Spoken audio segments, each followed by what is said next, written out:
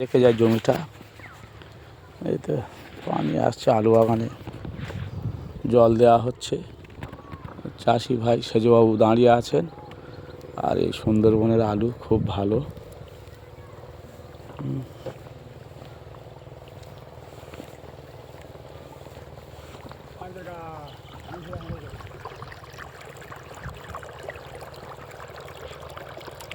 এদিকে আল কেটে গেছে।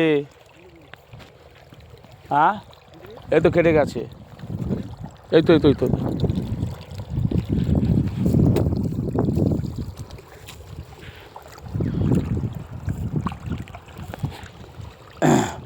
আমরা চলে এসেছি সুন্দরবনের সেই গ্রামের মধ্যে।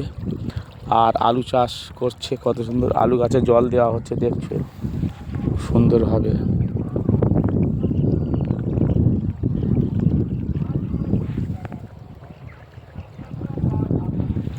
এই আলু গাছে ফুল ফুটেছে।